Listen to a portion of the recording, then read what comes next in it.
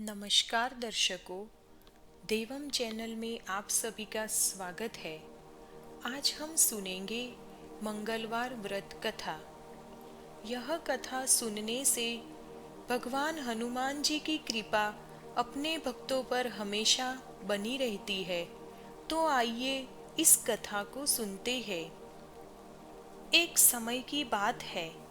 एक ब्राह्मण दंपत्ति की कोई संतान नहीं थी, जिस कारण वह बेहद दुखी थे। एक समय ब्राह्मण वन में हनुमान जी की पूजा के लिए गया।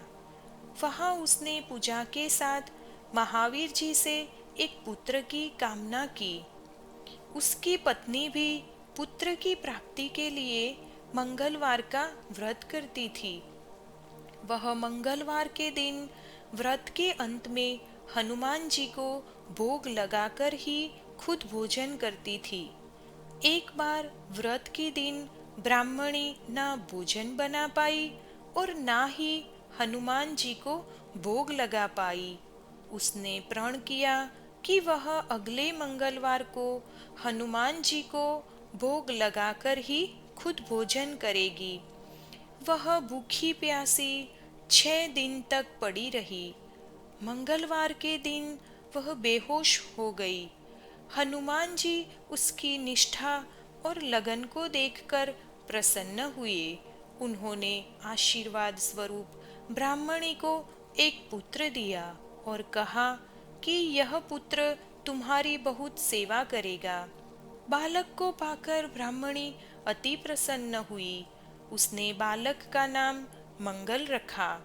कुछ समय उपरांत जब ब्राह्मण घर आया तो बालक को देखकर पूछा कि वह कौन है।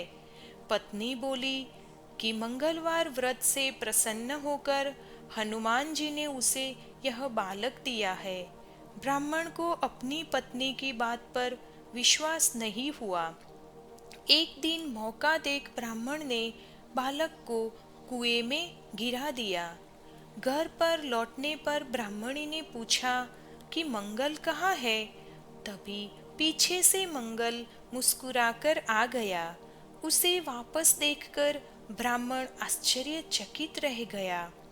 रात को हनुमान जी ने उसे सपने में दर्शन दिए और बताया कि यह पुत्र उसे उन्होंने ही दिया है। ब्राह्मण सत्य जानकर बहुत खुश हुआ। इसके बाद ब्राह्मण दंपत्ति प्रत्येक मंगलवार को व्रत रखने लगे।